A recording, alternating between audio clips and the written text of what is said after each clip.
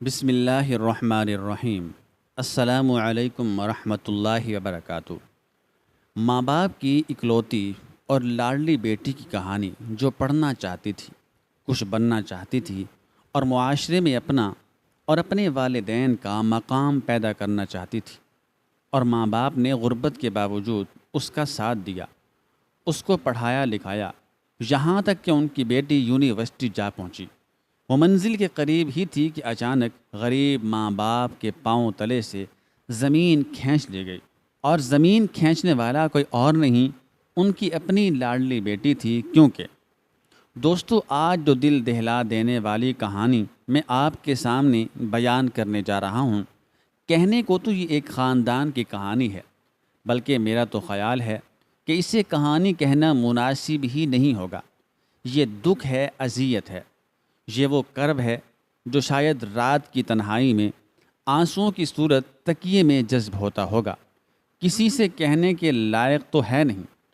اس طرح کے دکھ جو بیٹیوں سے تعلق رکھتے ہوں وہ بانٹے نہیں جاتے، وہ سینے میں دبا لیے جاتے ہیں، اور جب ہم دکھوں کو سینے میں دبا لیتے ہیں تو ہمیں جونک کی طرح چمٹ جاتے ہیں، خون چوسنا شروع کر دیتے ہیں، اور پھر آہستہ آہستہ انسان اندر سے خالی ہو جاتا ہے، جس طرح ماہم کے ماں باپ ہو گئے تھے۔ میرا یہ خیال ہے کہ یہ جو دکھ آج ہم آپ کے سامنے بیان کرنے جا رہے ہیں، یہ کسی ایک خاندان کا نہیں ہے، یہ بہت سے گھروں کی کہانی ہے، بہت سے ماں باپ کا دکھ ہے۔ ماہم اپنے ماں باپ کی اکلوتی بیٹی تھی، بہت ہی متوسط سے گھرانے سے تعلق تھا۔ ماں گھریلو خاتون تھی اور باپ ایک اسکول میں چپڑاسی تھا۔ جی ہاں، چپڑاسی۔ منیر احمد گاؤں کے ایک سرکاری اسکول میں چپڑاسی کی نوکری کیا کرتے تھے۔ وہاں صبح سے دوپہر 2-2:30 بجے تک کھڑے ہو کر وہ بچوں کو دیکھتے تھے جو بستے پہن کر اسکول آتے، وہ اساتذہ کو دیکھتے تھے جو صاف ستھرے لباس اور مؤدبانہ انداز میں اسکول میں داخل ہوتے، بچوں کو پڑھاتے، اپنے فرائض سر انجام دیتے۔ اس سارے ماحول کو دیکھ کر منیر احمد کے دل میں وقت سے پہلے خواہش نے سر اٹھانا شروع کیا کہ میں بھی اپنے بچوں کو پڑھاؤں گا، میں اپنے بچوں کو وہ زندگی نہیں دوں گا جو میں نے خود جی۔ پڑھائی کے بغیر، تعلیم کے بغیر زندگی کچھ بھی نہیں ہے۔ اور پھر جب شادی کے 3 سال بعد اللہ تعالیٰ نے اسے اولاد کی نعمت سے نوازا تو اللہ تعالیٰ نے دونوں میاں بیوی کو رحمت عطا کی۔ ان کی گود میں بیٹی آئی تو منیر احمد نے بیٹی کا ماتھا چومتے ہوئے اس کا نام تجویز کیا ماہم۔ وقت گزرتا گیا، ماہم اپنے بچپن کے دور میں تھی، وہی گاؤں کی گلیاں، وہی گاؤں کا ماحول جہاں سارا دن بچے گلیوں میں کھیلتے کودتے تھے۔ لیکن منیر احمد اسکول سے واپس آنے کے بعد اپنی بیٹی کو اپنے پاس بٹھاتا، پڑھاتا، اسے وہی باتیں بتاتا جو اسکول میں وہ اساتذہ سے سن کر آیا تھا۔ وہ کوشش کرتا کہ اپنی بچی کی اچھی تربیت کر سکے، اور اس کی بیوی سکینہ یہ دیکھ کر مسکراتی رہتی تھی۔ اسے اندازہ ہو چکا تھا کہ اسکول کا ماحول دیکھ کر منیر احمد کے دل میں بچی کو پڑھانے کی لگن جاگ اٹھی ہے۔ خیر، وقت اسی طرح دھیرے دھیرے گزرتا رہا۔ ماہم 5 برس کی ہوئی تو منیر احمد نے پہلے سے ہی کچھ رقم بچا رکھی تھی، وہ شہر گیا۔ اس نے بیٹی کے لیے اسکول کا لباس خریدا، خوبصورت سا بیگ خریدا، ایک بوتل اور ٹفن باکس خریدا، اور بڑے ہی چاؤ سے یہ چیزیں لے کر گاؤں واپس لوٹ آئے۔ ایک ایک چیز کو چارپائی پر رکھا۔ اس کی بیٹی بے حد خوش تھی، ہر چیز دیکھتے ہوئے وہ چھلانگ لگاتی اور خوشی سے اپنے سینے پر بازو باندھ لیتی، اور پھر پیار بھری شفقت بھری نگاہ سے اپنے باپ کو دیکھتی۔ دونوں باپ بیٹی کا یہ پیار، محبت دیکھ کر سکینہ مسکرا رہی تھی۔ ماہم کو سکول داخل کروا دیا گیا۔ وقت گزرتا رہا۔ ماہم نے 8ویں جماعت تک اسی سکول سے تعلیم حاصل کی۔ اس کے بعد 9ویں 10ویں اور 11ویں 12ویں کے لیے اسے ساتھ والے گاؤں میں جانے کی ضرورت تھی، کیونکہ اس گاؤں میں صرف مڈل تک تعلیم کی سہولت موجود تھی۔ ماہم نے 8ویں جماعت پاس کی تو منیر نے اس بات کا ذکر اپنی بیوی کے سامنے کیا کہ وہ اب ارادہ رکھتے ہے ماہم کو نویں جماعت میں داخلہ لے کر دے۔ شوہر کی بات سن کر سکینہ نے حیرت بھری نظروں سے شوہر کی طرف دیکھا اور کہنے لگی کہ ہوش کے ناخن لو، بیٹی ذات کو اتنا پڑھانے کی کیا ضرورت ہے؟ گاؤں کا ماحول بھی تو دیکھو، کسی کی بیٹی 5ویں تک پڑھی ہے تو کسی کی 8ویں تک، اور تم اب بیٹی کو آگے پڑھانے کی سوچ رہے ہو۔ زیادہ پڑھا لیا تو پھر اس کا رشتہ کہاں کریں گے، اور برادری والے کیا کہیں گے؟ جبکہ منیر احمد کی آنکھوں میں تو کوئی اور ہی خواب جگمگا رہے تھے۔ وہ کہنے لگا کہ ارے بھری مانس، تو نہیں جانتی، شہر جا کر دیکھ، وہاں عورتیں گاڑیاں چلاتی ہیں، بڑے بڑے دفتروں میں عورتیں بیٹھتی ہیں۔ اس سوچ کو چھوڑ دے کہ لوگ کیا کہیں گے، میں تو وہی کروں گا جو میرا دل چاہتا ہے۔ سکینہ کے ماتھے پر بل پڑ چکے تھے، چہرے پر ناگواری کے تاثرات پھیلے ہوئے تھے۔ پھر بھی اس نے اپنے شوہر کی طرف دیکھتے ہوئے پوچھا، اچھا تمہارا دل کیا چاہتا ہے؟ منیر احمد مدھم آواز میں کہنے لگا کہ میرا دل چاہتا ہے میری بیٹی بھی پڑھ لکھ کر بڑی افسر بن جائے، بڑی سی گاڑی میں بیٹھے، اور وہ بھی اے سی والے دفتر میں بیٹھ کر کام کرے۔ شوہر کی بات سن کر سکینہ نے ہنکارا بھرا اور وہاں سے اٹھ کر چلی گئی، مگر یہ خواب جو منیر احمد دیکھ رہا تھا، یہ اس نے گزرتے وقت کے ساتھ ساتھ آہستہ آہستہ اپنی بیٹی کی آنکھوں میں بھی منتقل کر دیا۔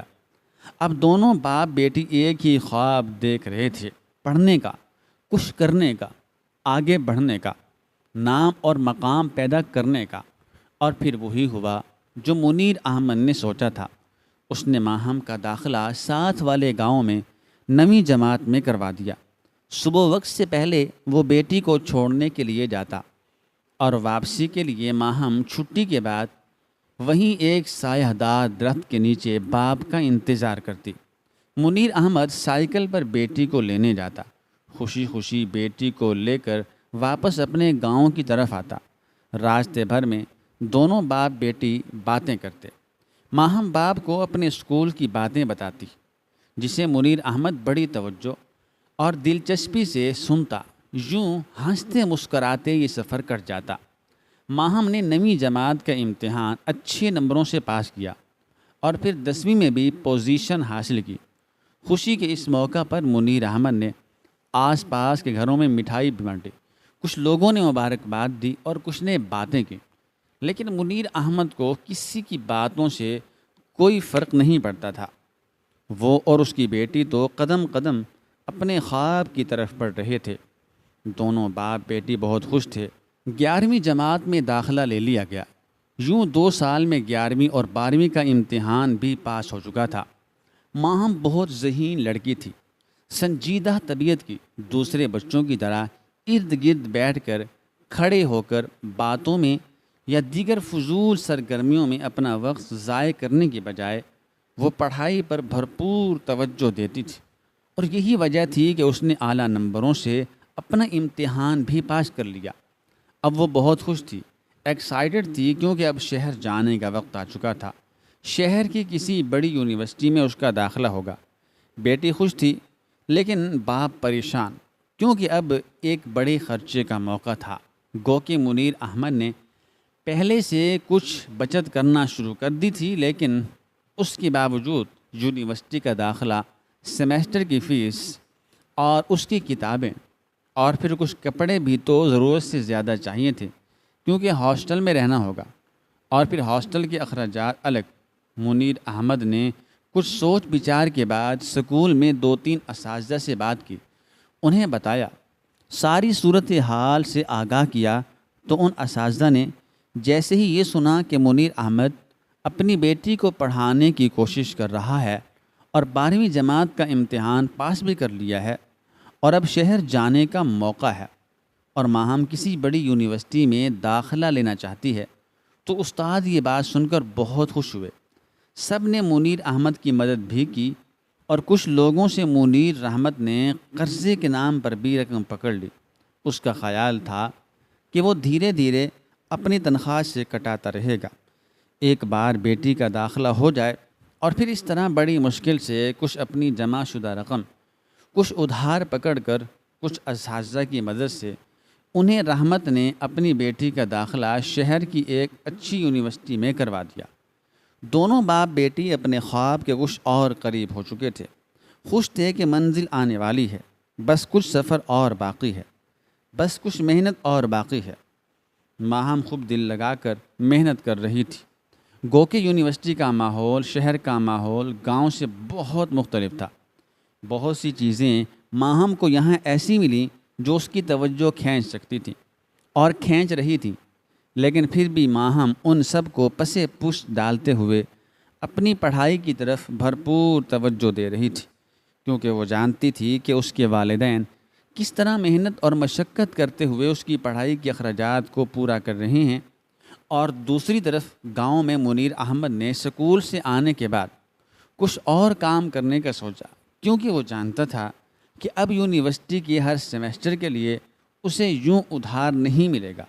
ایک وقت آئے گا جب ادھار دینے کے لیے یہی یار دوست احباب رشتہ دار جنہوں نے پہلی دفعہ خوش اخلاقی سے اس کی بات سنی اور اسے ادھار دے دیا تھا، لیکن یہ جب دوسری دفعہ جائے گا تو انہی رشتہ داروں اور انہی دوست احباب کے ماتھے پر بل پڑ جائیں گے، کوئی سیدھے منہ بات بھی نہیں کرے گا۔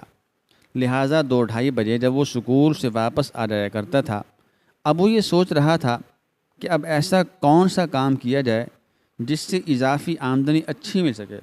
بہت سوچ بچار کے بعد آخر کار اس نے سوچا کہ کیوں نہ سکول کے پرنسپل سے مشورہ کیا جائے۔ اگلے چند دن تو اس نے سوچنے میں گزار دیے، پھر وہ ایک دن ہمت کر کے پرنسپل کے پاس جا پہنچا اور ان کے سامنے اپنا سارا مدعا بیان کر دیا۔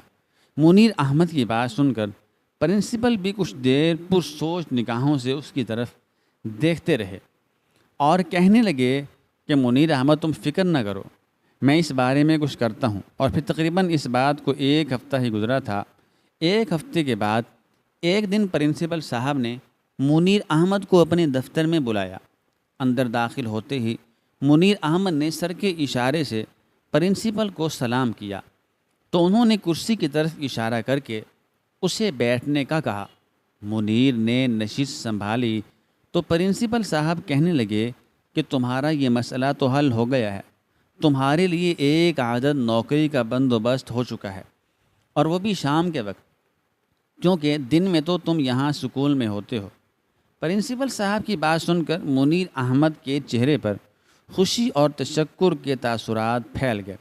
اس نے فوراً خوش دلی سے پرنسپل صاحب کا شکریہ ادا کرتے ہوئے کہا کہ آپ کی بڑی مہربانی سر جی، آپ نے میرے لیے اتنا کچھ کیا، مگر یہ بتائیے کہ نوکری ہے کیا، مجھے کام کیا کرنا ہوگا؟ تب پرنسپل صاحب نے کہا، منیر احمد، میرے ایک دوست ہیں، شہر میں وکیل ہیں، انہیں اپنے دفتر میں اپنے ذاتی کام کے لیے ایک آدمی کی ضرورت تھی۔ مجھ سے انہوں نے کہہ رکھا تھا، اس لیے میرے ذہن میں فوراً تمہارا نام ہی آیا۔ میں نے ان سے بات کر لی ہے، اور تمہارے لیے اچھی بات یہ ہے کہ وہ دفتر بھی شام کو کھولتے ہیں۔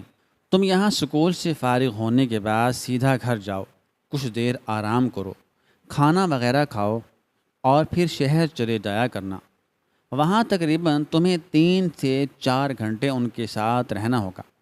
اس کے بعد تم چاہو تو اپنی سائیکل پر چلے جایا کرو، اور سائیکل سے ہی شام کو واپس آ جایا کرنا۔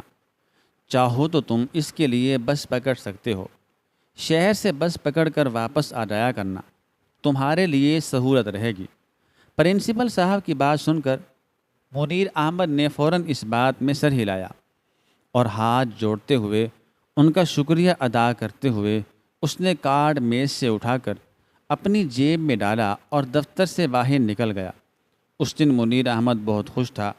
ادھر شہر میں اس کی بیٹی ماہم محنت کر رہی تھی، دل لگا کر پڑھائی کر رہی تھی، اور ادھر باپ اپنی بیٹی کے راستے آسان کرنے کے لیے دن رات محنت کر رہا تھا۔ ایک منزل کو پانے کے لیے، ایک خواب کو پورا کرنے کے لیے دونوں باپ بیٹی جٹے ہوئے تھے، لیکن اس سارے معاملے میں ایک ہی شخصیت ایسی تھی جو ناخوش تھی، جسے یہ سب کچھ اچھا نہیں لگ رہا تھا، اور وہ تھی ماہم کی ماں۔ اور تو اور جب اسے یہ خبر ملی کہ منیر احمد اب شام کے وقت نوکری کے لیے شہر جایا کرے گا تو وہ بہت ناراض ہوئی، خوب بولی، 2-3 گھنٹے تک مسلسل کام کرتی رہی، بڑبڑاتی رہی، برتن اٹھا اٹھا کر پٹکتی رہی، مگر منیر احمد خاموش تھا۔ وہ جانتا تھا کہ سکینہ ناراض ہے، اسے یہ بات مناسب معلوم نہیں ہو رہی۔ اس کا کہنا تھا کہ کیا تمہاری عمر اب ایسی ہے کہ تم دن رات محنت کرو؟ لیکن منیر احمد نے اسے سمجھانے کے لیے منت بھرے انداز میں کہا کہ دیکھو ماہم کی ماں، بات کو سمجھنے کی کوشش کرو۔ ہماری بیٹی شہر کی ایک بڑی یونیورسٹی میں پڑھ رہی ہے، وہاں کے خرچے ہیں، اور خرچے پورے کرنے کے لیے اب ماہم کے ماں باپ کو ہی کچھ ہمت کرنی پڑے گی۔ ہر بار لوگ تو مدد نہیں کریں گے، اور نہ ہی ہر بار ہاتھ پھیلایا جائے گا۔ اس لیے میں اپنی بیٹی کے لیے یہ ساری محنت کر رہا ہوں۔ چند دن تو سکینہ نے منہ پھیلائے رکھا تھا، وہ منیر احمد سے سیدھے منہ بات بھی نہیں کرتی تھی۔ اس بات کی ناراضگی اور غصہ الگ تھا کہ سارا دن وہ اکیلے دیواروں کو تکتی رہتی ہے۔ بیٹی بھی شہر چلی گئی اور باپ بھی دوسری نوکری کے لیے شہر چلا جاتا ہے۔ ایک میں ہی پاگل ہوں جو یہاں منہ اٹھائے اکیلی پڑی رہتی ہوں۔ تقریباً 10 سے 15 روز کے بعد ویکینڈ پر ماہم بھی گاؤں آئی۔ اسے جب اس بارے میں علم ہوا کہ اس کے باپ نے دوسری جگہ نوکری بھی شروع کر دی ہے تو ایک لمحے کے لیے اس کا دل جیسے کسی نے مٹھی میں جکڑ لیا تھا۔ اسے تکلیف ہوئی، آنکھوں میں آنسو آ گئے۔ اس نے روندھی ہوئی آواز میں کہا کہ ابا، میں نے آپ کو کتنی مشکل میں ڈال دیا ہے نا۔ اب آپ کی آرام کرنے کی عمر تھی، اور میری وجہ سے اب ایک جگہ سے آ کر دوسری جگہ نوکری کے لیے چلے جاتے ہیں، تھک جاتے ہوں گے نا۔ بیٹی کی یہ بات سن کر منیر احمد مسکرایا اور اس کے چہرے کو اپنے دونوں ہاتھوں سے تھامتے ہوئے کہنے لگا کہ ارے میرے پیاری گڑیا رانی، 4 سال کی تو بات ہے، دیکھو 1 سال گزر بھی گیا اور باقی رہ گئے 3 سال۔ بس 3 سال دونوں باپ بیٹی مشکل کاٹ لیتے ہیں، پھر آرام ہی آرام۔ میری بیٹی بڑی افسر بن جائے گی، پھر کون نوکریاں کرے گا؟ میں تو سارا دن تکیے سے ٹیک لگا کر آرام کیا کروں گا، اور میری بیٹی کام کرے گی، بڑے اے سی والے دفتر میں بیٹھے گی۔ منیر احمد نے یہ بات کہی تو دونوں باپ بیٹی نے مل کر قہقہا لگایا، جبکہ باہر صحن میں کام میں مصروف تھا۔ سکینہ نے حسب معمول دونوں باپ بیٹی کی باتیں سن کر سر جھٹکا تھا۔ دونوں باپ بیٹی نے اپنے اس مقصد کے لیے، اپنے اس خواب کو پورا کرنے کے لیے دن رات محنت کر رہے تھے۔ وقت یوں ہی دھیرے دھیرے گزر رہا تھا۔ ماہم کی یونیورسٹی کا دوسرا سال بھی مکمل ہو گیا۔ جب تیسرا سال شروع ہوا تو ماہم کی زندگی میں ایک تبدیلی آئی، اور وہ تبدیلی جو پہلے 2 سال اس نے بھرپور توجہ اور کوشش کے ساتھ اگنور کی تھی، مگر تیسرے سال آخر کار وہ دل کے ہاتھوں مجبور ہوئی اور اس نے شہر یار نامی لڑکے سے دوستی کر لی۔ شہر یار ایک بہت ہی سلجھا ہوا امیر گھرانے کا لڑکا تھا، لیکن اس میں غرور نام کی کوئی چیز نہیں تھی۔ شروع کے 2 سال کی طرح ماہم نے شہر یار کو بھی اگنور کرنے کی کوشش کی، جیسے وہ اور بہت سے لڑکوں کو کرتی آ رہی تھی۔ لیکن خود ماہم کو جب بھی مدد کی ضرورت پڑتی، شہر یار خوش دلی سے ماہم کی مدد کر دیا کرتا تھا، اور پھر گزرتے وقت کے ساتھ ساتھ یوں ہی چھوٹی موٹی گفتگو کے دوران دونوں کی آپس کی بے تکلفی بڑھنے لگی۔ پہلے یوں ہی کلاس میں ایک دوسرے سے نوٹس لیتے ہوئے، کتابیں شیئر کرتے ہوئے، پڑھائی کے بارے میں گپ شپ کرتے ہوئے، آہستہ آہستہ وہ دونوں یونیورسٹی کی لائبریری میں بیٹھ کر اکٹھے پڑھائی کرنے لگے۔ اس کے بعد دوپہر کا کھانا بھی اکٹھے یونیورسٹی کے کیفیٹیریا میں کھایا کرتے تھے۔ آہستہ آہستہ پھر یہ ملنا ملانا بڑھنے لگا، آپس میں رابطے بڑھنے لگے، نمبرز کا تبادلہ ہو چکا تھا۔ یونیورسٹی سے ہاسپٹل جانے کے بعد اب ماہم اکثر شہر یار سے بات کرتی ہوئی پائی جاتی تھی۔ ماہم کے ساتھ والی لڑکیاں جو کہ پہلے سے ہی اس طرح کی سرگرمیوں میں ملوث تھیں، انہیں یہ دیکھ کر دلی طور پر افسوس ہوتا تھا کہ ایک ماہم تھی جو اس طرح کے کاموں میں دھیان نہیں دیتی تھی، جو صرف اپنی پڑھائی پر توجہ دیتی تھی۔ وہ بھی اب شہر یار کے ساتھ بات چیت میں مگن ہو گئی تھی، لیکن ماہم اس کا نظریہ خیال کچھ اور تھا۔ وہ یہ سوچتی تھی کہ میری اور شہریار کی صرف بات چیت نہیں ہے، یہ کوئی وقت گزارنے کا ذریعہ نہیں ہے۔ شہریار اور ماہم کی دوستی کو 6 ماہ گزرے تھے جب ماہم نے ایک دن صاف اور واضح الفاظ میں شہریار سے کہا کہ شہریار، میں تمہارے ساتھ بلا وجہ یہاں وہاں گھوم پھر نہیں سکتی۔ نہ تو ہمارے معاشرے میں یہ بات درست سمجھی جاتی ہے، اور خاص طور پر اس ماحول سے جہاں سے میں آئی ہوں وہاں تو یہ گناہ سمجھا جاتا ہے۔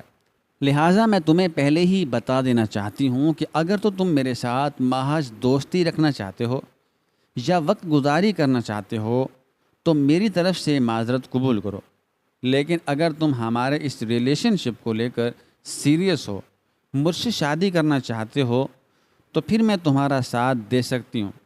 ماہم کی یہ بات سن کر شہریار نے فوراً اس کے ہاتھ پر ہاتھ رکھا اور کہنے لگا کہ مجھے یہ سن کر افسوس ہوا ماہم کہ تم مجھے اس طرح کا لڑکا سمجھتی ہو۔ میرے گھر میں بھی ماں اور بہنیں ہیں، میری تربیت اس انداز میں نہیں ہوئی۔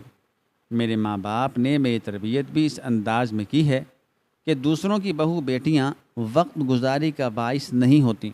میں تو خود تم سے یہ بات کرنے والا تھا، بس یہ سوچ کر خاموش تھا کہ نہ جانے تمہارا رد عمل کیا ہوگا۔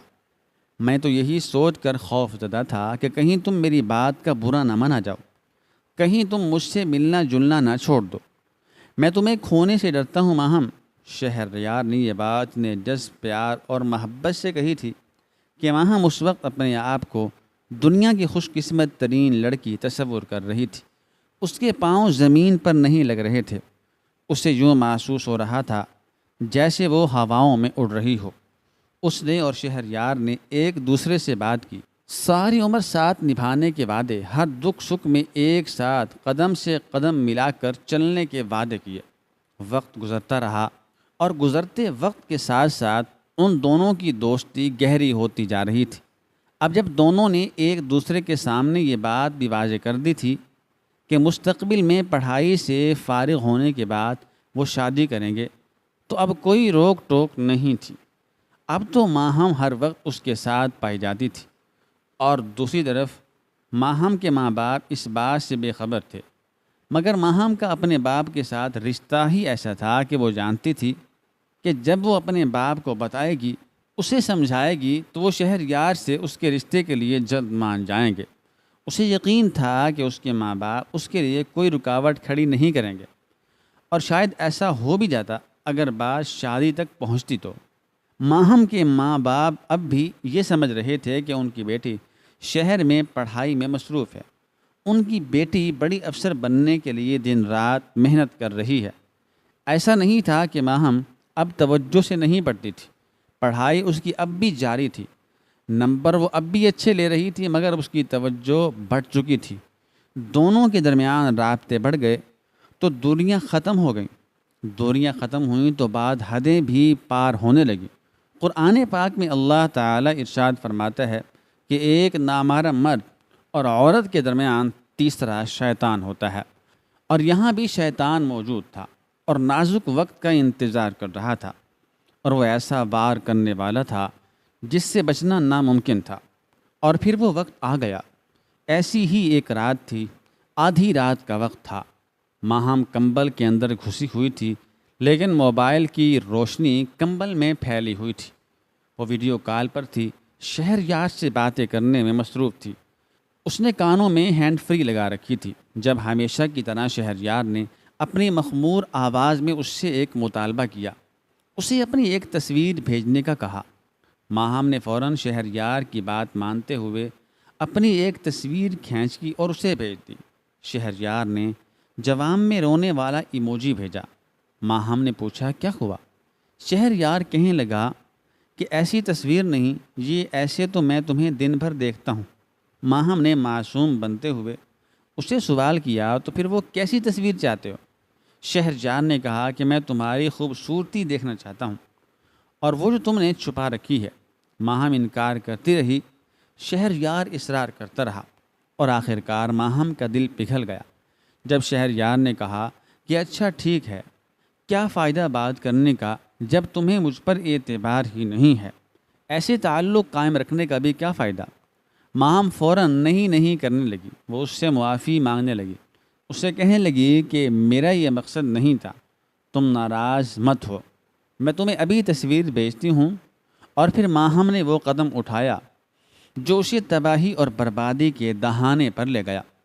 وہ نہیں جانتی تھی کہ وہ دوزخ کے کنارے پر پہنچ چکی ہے اور یہ قدم اسے اندر دھکا دینے والا ہے۔ اس نے وہ قدم اٹھایا۔ لائیو کال کے دوران ماہم نے اپنا اوپری لباس اتارا۔ شہریار آنکھیں کھولے، آنکھیں پھاڑے حیرت سے اسے دیکھتا رہا، اس کی تعریف کرتا رہا، اور تعریف بھرے یہ جملے سن کر ماہم شرماتی رہی، ہواؤں میں اڑتی رہی، یہ سوچے سمجھے بغیر کہ وہ ایک نامحرم مرد کو اپنا جسم دکھا چکی ہے۔ وہ معاشرے کی نظر میں، ماں باپ کی نظر میں اور خدائے باری تعالیٰ کی بارگاہ میں اپنا مقام کھو چکی ہے، گر چکی ہے، مگر وہ اس بات سے بے خبر تھی، انجان تھی۔ خوشی خوشی 2 گھنٹے تک دونوں کے درمیان بات چیت ہوتی رہی۔ شہریار مختلف اینگل سے اس کی تصویریں مانگتا رہا، ماہم بلا جھجک دیتی رہی کیونکہ اس پر اعتبار کرتی تھی۔ شہریار نے کہا تھا کہ میں کسی غیر کی تصویر نہیں دیکھ رہا، میں تو اپنی ہونے والی بیوی کی تصاویر دیکھ رہا ہوں، اور ماہم لفظوں کی اس جال میں الجھتی جا رہی تھی۔ سب کچھ جانتے بوجھتے ہوئے بھی ایک ایسی دلدل میں پاؤں رکھ چکی تھی جس میں اگلا قدم اٹھانے کی ضرورت ہی نہیں تھی، کیونکہ اس کے دونوں پیر اس دلدل میں دھنس چکے تھے۔ رات کے 2:30-3 بجے تک دونوں آپس میں گفتگو کرتے رہے، پھر فون بند ہو گئے۔ ماہم سکون سے سو گئی۔ اگلے دن چھٹی تھی، اتوار تھا۔ دن چڑھے تک سوتی رہی، اور ابھی نہ جانے وہ کب تک سوتی رہتی جب اچانک اس کے ساتھ والی لڑکیوں نے اسے جھنجھوڑ کر اٹھایا۔ ماہم نے آنکھیں ملتے ہوئے اپنے منہ سے کمبل اتارا اور چیخ کر کہا کہ کیا بات ہے، یہ کیا بدتمیزی ہے، سونے دو مجھے آرام سے، تم لوگ جاؤ، مجھے کہیں نہیں جانا تمہارے ساتھ۔ ماہم کی وہ روم میٹ، وہ سہیلیاں کہنے لگیں کہ ہم تمہیں کہیں جانے کے لیے نہیں بلا رہے، اٹھ کر دیکھو ذرا کیا قیامت آ چکی ہے۔ ان کے منہ سے یہ فقرہ سن کر ماہم فوراً اٹھ بیٹھی اور کہنے لگی کہ کیا بات ہے، کون سی قیامت؟ تینوں سہیلیوں نے اپنے فون ماہم کے آگے کر دیے۔ ماہم نے ایک فون پکڑ رکھا تھا، اس کے رونگٹے کھڑے ہو گئے، چہرے کا رنگ زرد پڑ گیا۔ کانپتے ہاتھوں سے اس نے وہ فون رکھا اور دوسری سہیلی کے ہاتھ سے فون پکڑا۔ وہاں بھی وہی صورتحال تھی۔ اس کا دل بیٹھنے لگا، تنفس تیز ہو گیا۔ اس نے وہ فون رکھا اور تیسری سہیلی کے ہاتھ سے موبائل پکڑا۔ یہاں بھی وہی کچھ تھا۔ اس رات شہریار سے ہونے والی لائیو کال کی ویڈیو سوشل میڈیا پر وائرل ہو چکی تھی، جس میں وہ بے لباس تھی، شہریار سے باتیں کر رہی تھی۔ کبھی اس کا چہرہ دکھائی دیتا، کبھی اس کے جسم کے مختلف زاویے دکھائی دیتے، اور کبھی اس کا برہنہ جسم۔ خوف اس کے چہرے پر اب واضح دکھائی دے رہا تھا، آنکھوں میں نمی تھی اور ذہن معاف ہو رہا تھا، ایسا کہ آنکھوں کے آگے اندھیرا چھانے لگا۔ اس نے کانپتی ہوئی آواز میں کہا کہ یہ سب کیا ہے، یہ کیسے ہو گیا؟ اس کی سہیلیوں نے نفرت آمیز لہجے میں اس کی طرف دیکھتے ہوئے کہا کہ یہی تو ہم تم سے پوچھنے کے لیے آئے ہیں، یہ سب کیا ہے؟ تم ایسی لڑکی تو نہیں تھی۔ جبکہ دوسری سہیلی نے ہاتھ جھٹکتے ہوئے کہا کہ ارے تم ہی کہہ رہی ہو، یہ ایسی لڑکی نہیں تھی، میں نے تو تمہیں تب بھی بتایا تھا جب یہ دن رات شہریار کے ساتھ گھومتی تھی۔ میں نے تب کہا تھا نا، دیکھنا اب کسی دن اس کی بری تصویریں ہر طرف پھیل جائیں گی۔ یہی تو ہوتا ہے ایسے ریلیشنز کا انجام۔ ماہم نے اپنی سہیلیوں کی ان باتوں کو نظر انداز کیا، فوراً فون اٹھایا اور شہریار کا نمبر ملایا، مگر وہ مسلسل بزی جا رہا تھا۔ ماہم کے ہاتھ کانپ رہے تھے، بدن خوف سے لرز رہا تھا، آنکھوں میں بار بار آنسو آ رہے تھے جن کو وہ اپنی ہتھیلیوں سے صاف کرتی جا رہی تھی۔ وہ مسلسل شہریار کا نمبر ملا رہی تھی۔ 10 منٹ میں اس نے کوئی 30 بار شہریار کا نمبر ملا لیا تھا، اور پھر آخر 10 منٹ بعد شہریار کا نمبر مل گیا۔ ماہم نے فوراً پوچھا، شہریار یہ کیا ہو رہا ہے؟ میری اور تمہاری کال کی وہ ویڈیو کیسے وائرل ہوئی ہے؟ کیا تم نے ویڈیو بنائی تھی؟ تم ہماری کال کی ویڈیو ریکارڈنگ کر رہے تھے، اور وہ لیک کس نے کی؟ وہ باہر کیسے گئی؟ ماہم نے ایک ہی سانس میں 100 سوال کر ڈالے۔ دوسری طرف شہریار نے بہت ہی نارمل انداز میں کہا کہ ارے میں نے ویسے ہی ریکارڈنگ کی تھی اپنے پاس رکھنے کے لیے، جب تم گاؤں چلی جاتی ہو تو مجھے تمہاری یاد آتی ہے، مگر یہ جو میرے کمینے دوست ہیں نا، انہوں نے مجھے پتہ ہی نہیں چلنے دیا۔ میں سو رہا تھا اور انہوں نے میرا موبائل کھول لیا اور ایک دوسرے کو تمہاری ویڈیوز بھیجتے رہے، بس اسی طرح وہ باہر نکل گئے۔ دیکھو ماہم، اس میں میرا کوئی قصور نہیں ہے، میری غلطی نہیں ہے۔ شہریار بڑے ہی نارمل انداز میں وضاحت دے رہا تھا، یا وہ اپنی سائڈ کو کلیئر کر رہا تھا، لیکن ماہم اس کا تو بی پی لو ہو رہا تھا، اس کی آنکھوں کے آگے اندھیرا چھا رہا تھا، اسے اپنی دنیا ڈوبتی ہوئی نظر آ رہی تھی۔ اپنا کیریئر، اپنی پڑھائی، یونیورسٹی کی تعلیم، ماں باپ کی عزت، خاندان میں نام، مقام اور عزت سب اس کے ہاتھوں سے جاتا ہوا نظر آ رہا تھا۔ وہ کیا کرے گی اگر یہ ویڈیو اس کے خاندان تک پہنچ گئے؟ اگر ابا کو پتہ چلا تو وہ جیتے جی مر جائیں گے، اماں کو پتہ چلا وہ تو میرا گلا گھونٹ دیں گی، اور میرے خاندان والے، میرے رشتہ دار سب میرے ماں باپ کو باتیں سنا سنا کے ان کا جینا حرام کر دیں گے۔ میرے ماں باپ کی عزت خاک میں مل جائے گی۔ یہ میں نے کیا کیا؟ سارا قصور شہریار کا ہے۔ وہ خود سے بیٹھی بڑبڑا رہی تھی۔ اس کی سہیلیاں اس کی طرف دیکھ کر افسوس سے سر ہلا رہی تھیں۔ یوں ہی اسے بستر پر بیٹھے بیٹھے شام ہو چکی تھی۔ نہ اس نے صبح سے کچھ کھایا تھا، نہ پیا تھا۔ وہ بس پریشان نظروں سے کبھی فیس بک پر جاتی تھی، کبھی ٹک ٹاک پر اور کبھی انسٹاگرام پر۔ ہر طرف اس کی ویڈیو نے دھوم مچا رکھی تھی۔ ملینز کے حساب سے اس کی ویڈیوز پر ویوز آ رہے تھے۔ نیچے لوگوں نے ہزاروں کے حساب سے کمنٹ کر رکھے تھے۔ کوئی اسے گالیاں دے رہا تھا، کوئی اسے 2 نمبر عورت کہہ رہا تھا، کوئی ماں باپ کی تربیت پر سوال اٹھا رہا تھا، لیکن کہیں بھی شہریار کا ذکر نہیں تھا۔ کوئی شہریار کا نام بھی نہیں لے رہا تھا۔ سب اسے باتیں کر رہے تھے، سب لڑکی پر انگلیاں اٹھا رہے تھے۔ کچھ لوگ تو تعلیم کو برا کہہ رہے تھے، کچھ ہاسٹل کی زندگی کو برا بھلا کہہ رہے تھے، کچھ کا خیال تھا کہ بیٹیوں کو تعلیم دلوانی ہی نہیں چاہیے۔ پہلا نظام اچھا تھا کہ جیسی ہی بیٹیاں بڑی ہوتیں ان کی شادی کر دی جاتی تھی۔ یہ تعلیم کا نظام ہی ہمارے پیروں کی زنجیر بن چکا ہے۔ اور کچھ کا کہنا تھا کہ سارے فساد کی جڑ یہ موبائل ہے، موبائل ہی سب سے بڑا فتنہ ہے۔ نہ موبائل ہوتے نہ بات یہاں تک پہنچتی۔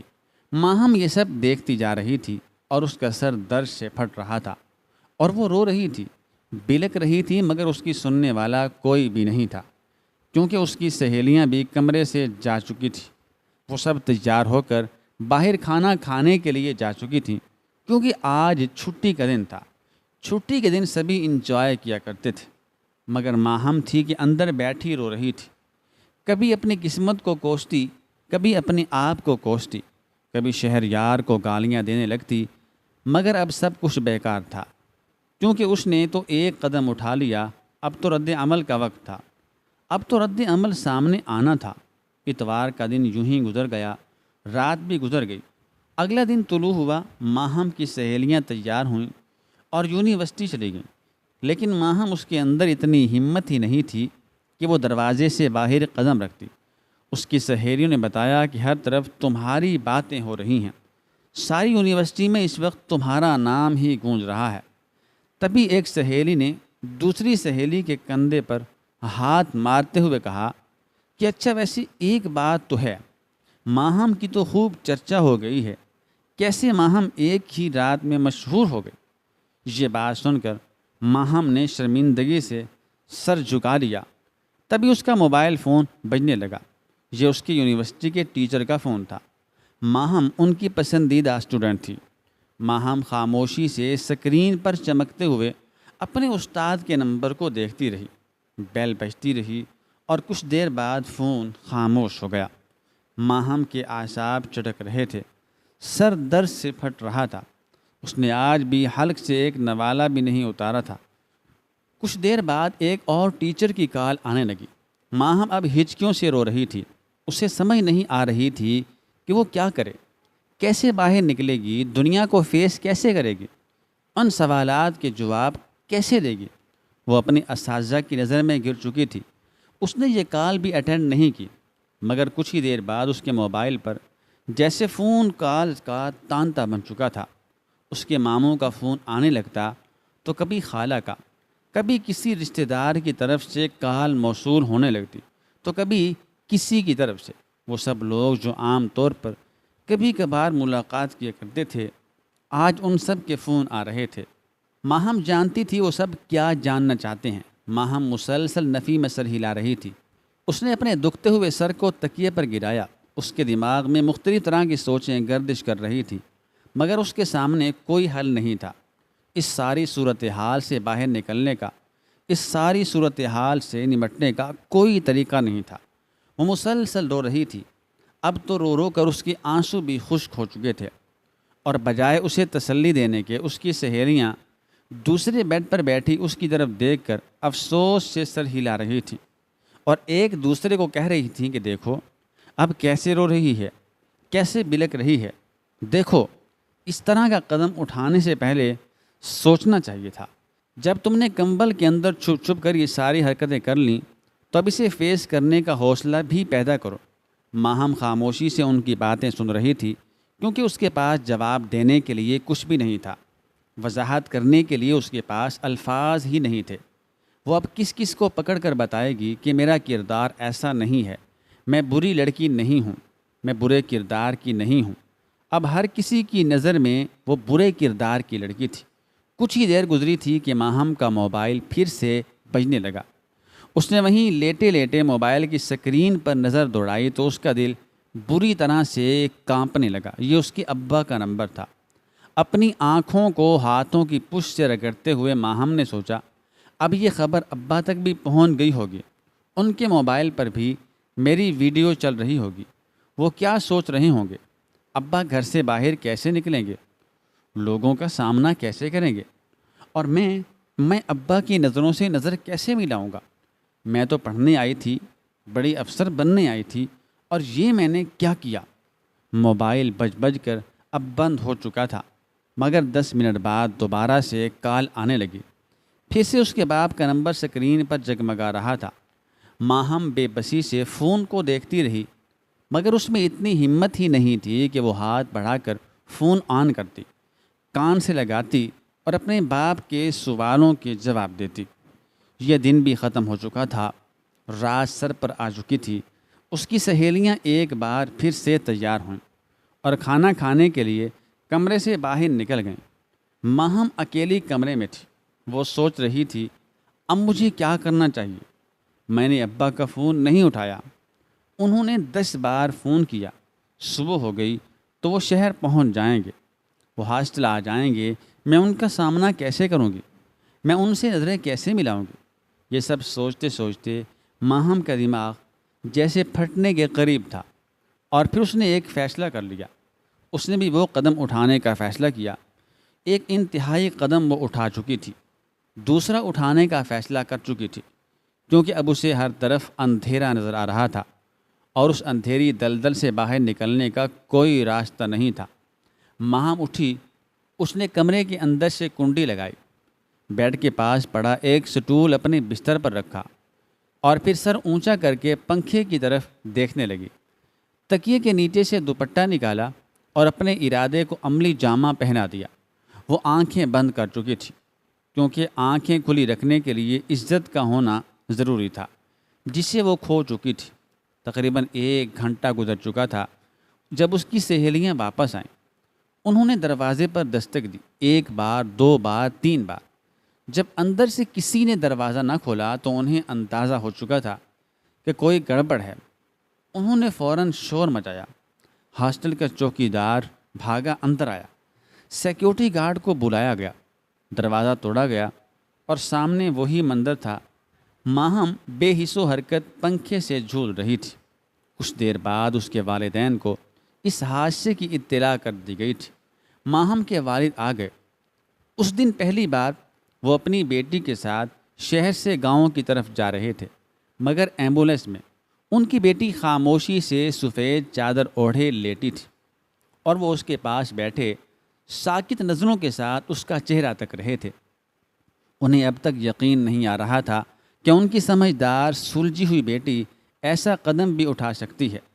ماہم کی زندگی کا باب ختم ہو چکا تھا، لیکن والدین کے لیے ایک نیا باب شروع ہو چکا تھا، شرمندگی کا، رسوائی اور ذلت کا باب۔ دوستو، کہنے کو تو یہ کہانی ختم ہو گئی، مگر یہ کہانی تب تک زندہ ہے جب تک ماہم کے ماں باپ سانس لے رہے ہیں۔ یہ روزانہ ان کے سینوں میں آگ کی طرح دہتی رہے گی، ان کے سینے جلاتی رہے گی، جب تک وہ خود منو مٹی تلے نہیں جا سوتے۔